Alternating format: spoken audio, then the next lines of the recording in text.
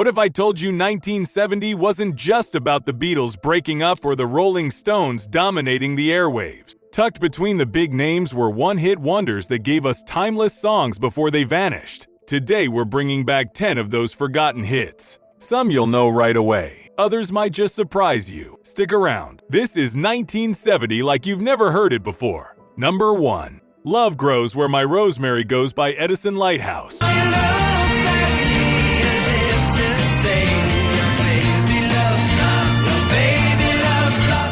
It's one of the most irresistibly catchy songs to ever open a decade. That bouncy piano line, that warm, effortless vocal, and a melody so hooky it almost sounds too good to be the work of a band that barely existed. 'Cause here's the twist. Edison Lighthouse wasn't really a band at all. The voice you hear belongs to Tony Burrows, a session singer who was quietly fronting multiple groups at the same time. When Love Grows became a hit, a live band had to be assembled from scratch just so they could perform it on top of the pops.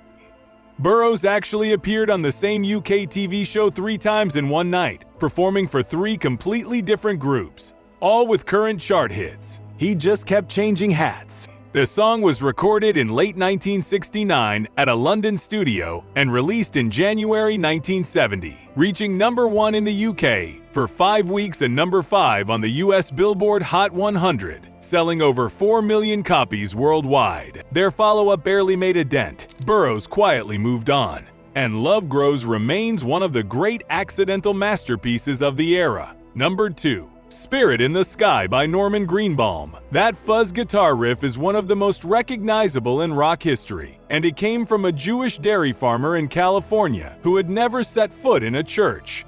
Greenbaum wrote Spirit in the Sky after getting inspiration from country singer Porter Wagoner and pulling the phrase from a greetings card. He chose to sing about Jesus not because of personal conviction, but because he knew it would be more marketable. He said later that it was the spirit in the sky people should focus on, not the name. This song was recorded at Wally Heider Studios in San Francisco for Reprise Records and went to number 3 on the Billboard Hot 100 in early 1970, eventually going gold with over 1 million US copies sold. In the UK, it hit number 1. It has since appeared on the soundtracks of more than 60 films.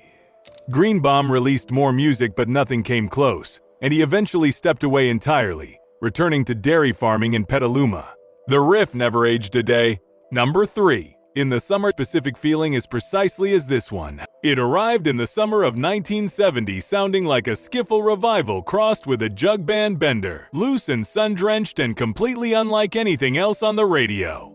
Ray Dorset of Mungo Jerry wrote it in about 15 minutes, reportedly. The band performed it at the Hollywood Festival in Staffordshire, England, in front of a massive crowd, and that single performance helped launch it into the stratosphere. It became one of the best-selling singles of all time, shifting over 6 million copies in the UK alone, and reaching number 1 there for 7 weeks. In the US, it peaked at number 3.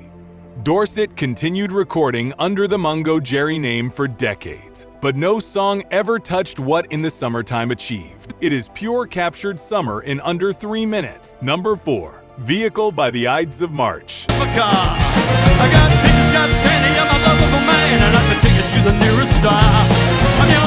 From the moment that brass section hits, you know you are in something different. Vehicle is horn rock at its absolute peak, a hyper-energetic blast of energy led by guitarist Jim Peterick's gritty vocal and a riff you cannot shake.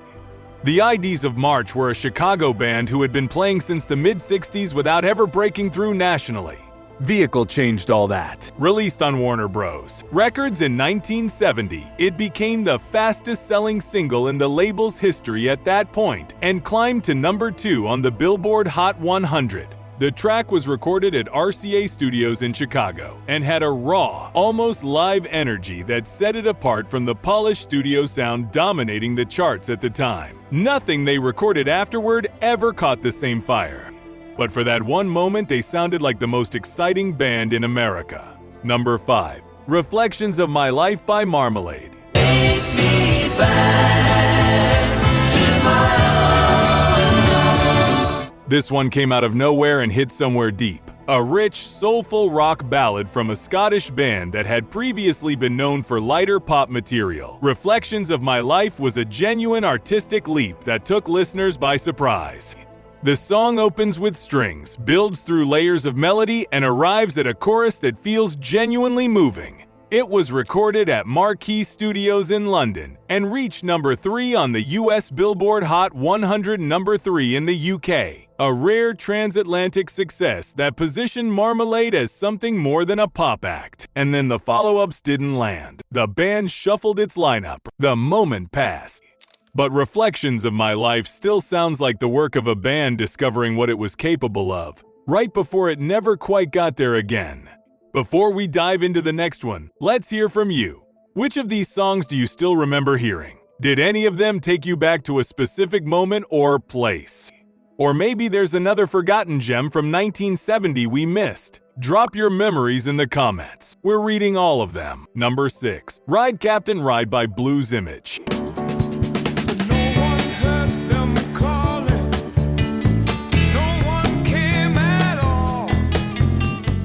Blues Image were a Florida-based band with jazz and blues roots, who stumbled onto the charts almost by accident with a song that sounded closer to psychedelic rock than anything they had been doing before.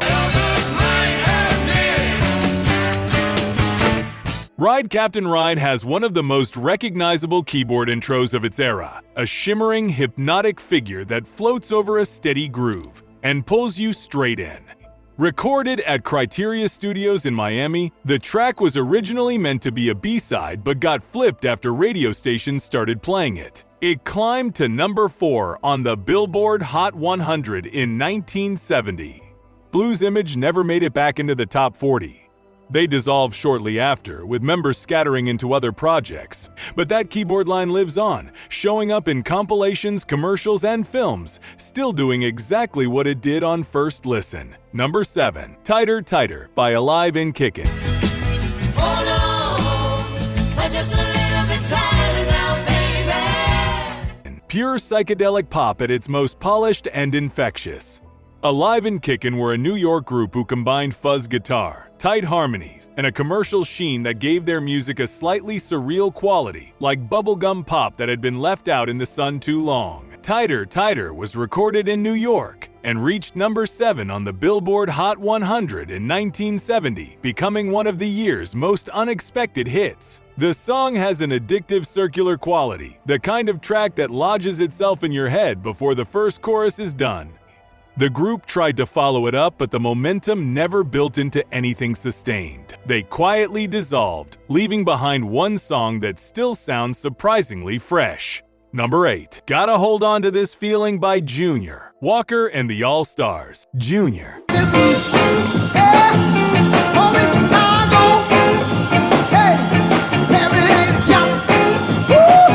Walker was not a typical pop hitmaker. He was a raw, gritty saxophone player out of South Bend, Indiana, who had built his reputation on the harder edges of Motown, all honking sax and stripped-back soul. Gotta Hold On to This Feeling was a departure, a smooth and aching ballad that showed a side of Walker most casual listeners had not heard before.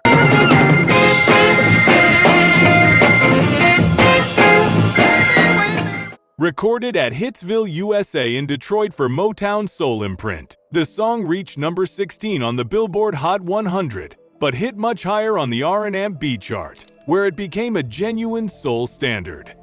Walker kept recording for Motown through the 70s, but this moment of vulnerability and warmth stands apart from everything else in his catalog. Number 9. My Baby Loves Lovin' by White Plains. My baby loves loving. She's got what it takes and she knows.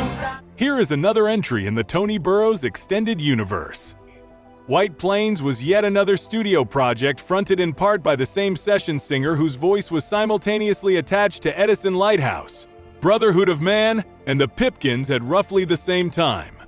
My Baby Loves Lovin' has everything a pop hit needed in 1970. A driving rhythm, an irresistible hook, hand claps, and a chorus that repeats just long enough to be unforgettable. My baby loves loving. She's got what it takes and she knows. Recorded in London and released on Durham Records, it reached number 13 on the US Billboard Hot 100 and hit the top 10 in the UK. White Plains released more material, but nothing matched this. And somewhere underneath all of it, Tony Burrows is in there, doing what he did better than almost anyone, disappearing into a song so completely you never think to ask who he is. Number 10, Band of Gold by Frida Payne.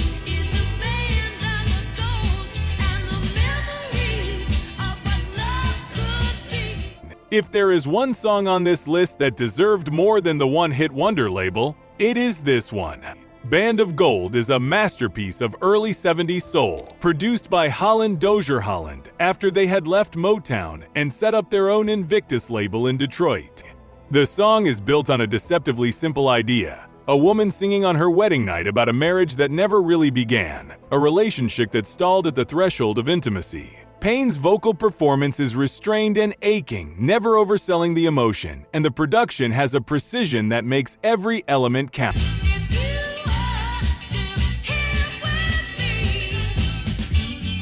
It reached number 3 on the US Billboard Hot 100 and number 1 in the UK.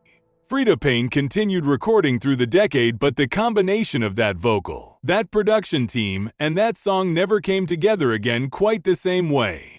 Band of Gold remains one of the most elegantly crafted pop singles of its era, a record that knew exactly what it was doing and did it perfectly.